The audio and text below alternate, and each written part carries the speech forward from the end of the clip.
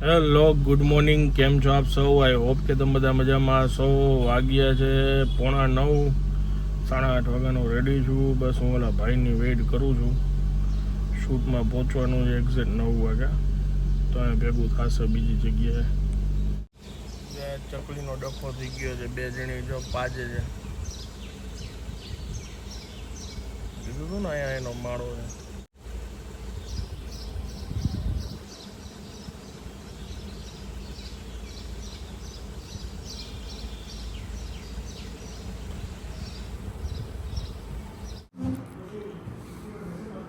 ભૂખ લાગી છે હટીના. કેટલા વાગી ગયા? 10:30. હાલો, હમણાં ઇડલી ખાવાની છે.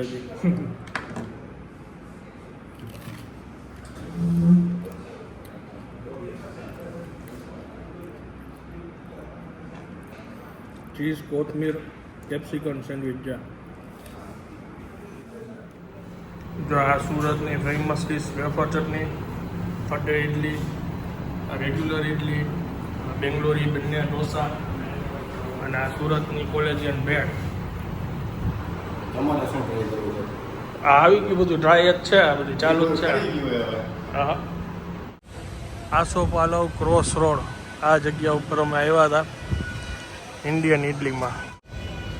ભાઈ ગરમી છે સખત.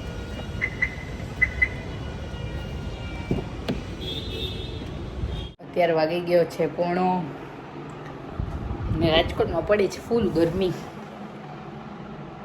કેરીની પેટી આવી હતી ને તો પેટીનું શોટિંગ કરતા હતા બાપુજી. વર્ષોથી એમનું કામ છે. કાચી હોય સાવ નીચે જવા દે, વળી ઉપર ઘાસ મૂકે, પછી અડધી પાકેલી ને એના ઉપર સાવ પાકેલી, એવી રીતે ગોઠવણ કરે આખી. અને બસ કપડાં સૂકવા અને રસોઈમાં છે હજી રીંગણા બટેકાનું શાક, રોટલી ને થોડાક બટેટાવાળા ગઈકાલ વધ્યા હતા ને તો રાખ્યા છે વડા. હવે તેલનું તોબડકોઈ છે 8-10 તો તળી નાખી જમવા બેસી ત્યારે, એટલે ખવાઈ જાય પૂરું.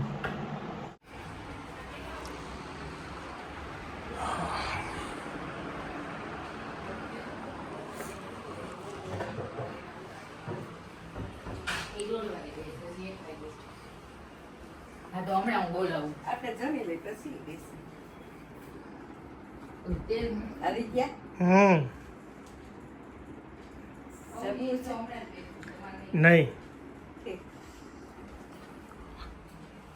શું? અરે બાબુજી હજી વાર છે ને જમવાને, બારે પેલા બેહું એટલે મેં તમારે નહીં મેળવે એમની યાર તેલ મૂકી થવું. ઓકે. એમને મસ્ત બધું બનાવ્યું. ભગવાનને થાળ ધરાવી દીધો છે અને બીજો રાઉન્ડ આજે પાછો ભજીયાનો ચાલુ છે. શેનું શાક છે? રીંગણા બટેટા. રીંગણા બટેટા ને બટેટા વડા, કાકડી, રોટલી, છાશ. કેવું છે શાક? મસ્ત થયું. વાહ, સરસ. લ્યો, વાગ્યો છે 1:30.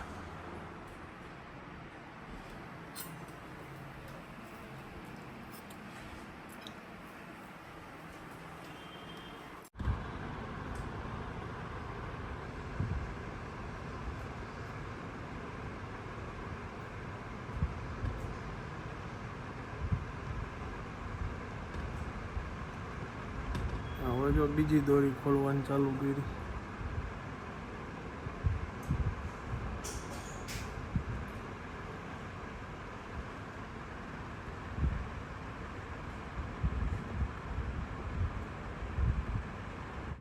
આજના 4 વાગ્યા. હું 3 વાગ્યાનો વિડીયો અપલોડ કરવાની કોશિશ કરું છું. ડ્રાફ્ટમાં વયો જતો હતો, થતો જ નહોતો. પછી મેં ગઈકાલનો વ્લોગ જે છે ને એ ફરીથી અપલોડ કર્યો આમાં. ભાઈની ચેનલમાં જોયું તો એમાં બી નહોતું થતું. અત્યારે મેં ફરીથી જૂનો બ્લોગ છે ને એ અપલોડ કરવાની કોશિશ કરી.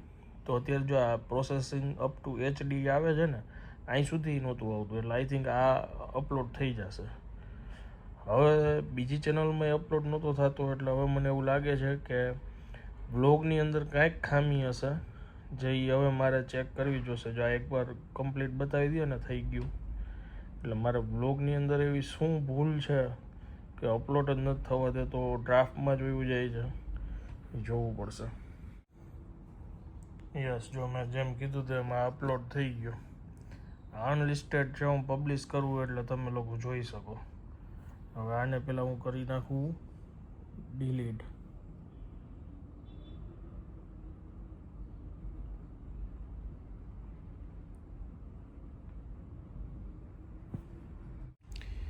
ફરી અપલોડ કરવાનું ચાલુ કર્યું છે, હવે જોઈએ.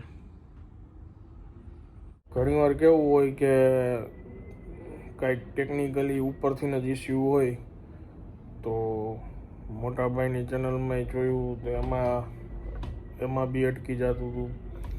એટલે પછી એક ફ્રેન્ડને ફોન કર્યો, એ કે અપલોડ તો થઈ જાય છે,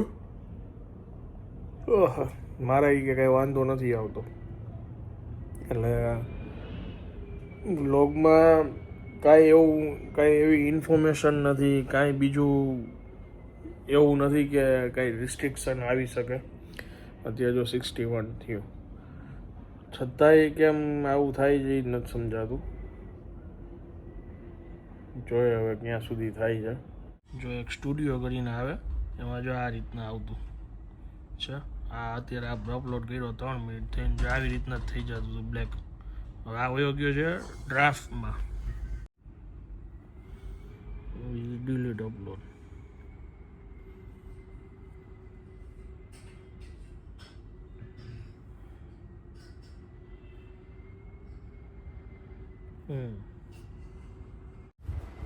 પોણા 5 વાગ્યા છે, બા ને નીંદર થઈ ગઈ, કોફી પી લીધી ને હવે શું વાંચે છે? ભાગવત. આજથી ચાલુ કર્યું. એમ આજે મારે 2 કલાક સુઈ જવું હતું, રાતે હરખી નીંદર નહોતી આવી. તું સુઈ જા. વહેલું ઉઠવું હતું ને મારે, એટલે મને ટેન્શનમાં નીંદર જ હરખી નહોતી આવી. પણ એવો ગોટે ચડ્યો કામમાં કારણ વિનાનો, હુઈ ન હોય ગોલ્યો. 5 વાગી ગયા. લાઈટ વાગી ને ત્યારે હું જાગી ગઈ હતી. પછી વળી એમને એમ સૂતી હતી. મેં હજી 3 વાગ્યા નથી, અત્યારે હું ઉઠીને શું કરું? એટલે પછી એમને એમ છાપું વાંચતી હતી. વળી લાઈટ આવી એટલે વળી નીંદર આવી ગઈ. ત્યાં પરાણ હોય છે, પછી રાતના નીંદર નો આવે. ભગવાન નામ લેવાનું બધું છે. પરસોત્તમ મહિનો કયા ચાલુ થાય? હે? પરસોત્તમ મહિનો કયા ચાલુ થાય? ક્યાંય નથી જવું, ઘરે જ છું. પરસોત્તમ મહિનો હા, કેદી ચાલુ થાય? 17 તારીખે.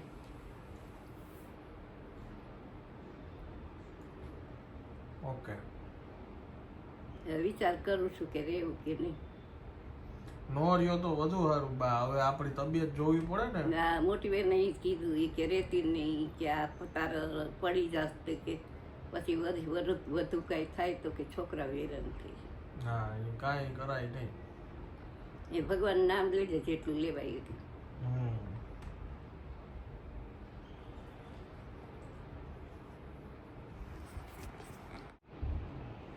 ઘણા એને ખબર નથી. હમણાં અમે દહીંવાળાનો પ્રોગ્રામ હતો, મોટા ભાઈની ઘરે ગયા હતા ને, ત્યારે નીચે અહીંયા ગાડીમાં બેસવા જતા હતા. હું ગાડીમાં જ હતો અને બેન બાને બેસાડતા હતા, અને અચાનક પગ આમ ખસી ગયો ને પડી ગયા.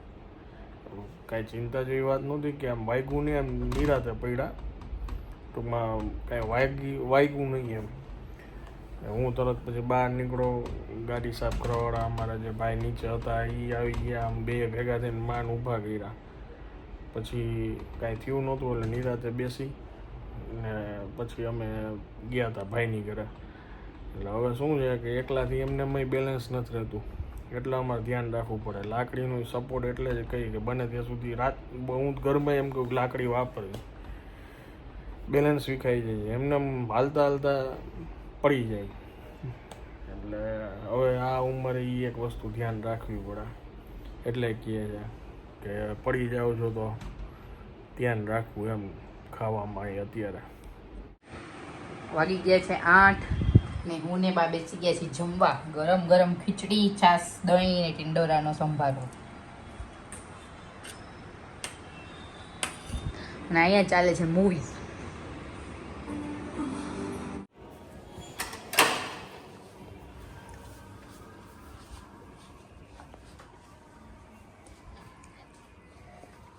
ચાલો હવે હું આ બ્લોગને વિરામ આપું છું. વિડીયો જો પસંદ આવ્યો તો વિડીયોને એક લાઈક આપી દેજો. મળી આવતીકાલે નવા બ્લોગમાં. ત્યાં સુધી જય હિન્દ, જય ભારત.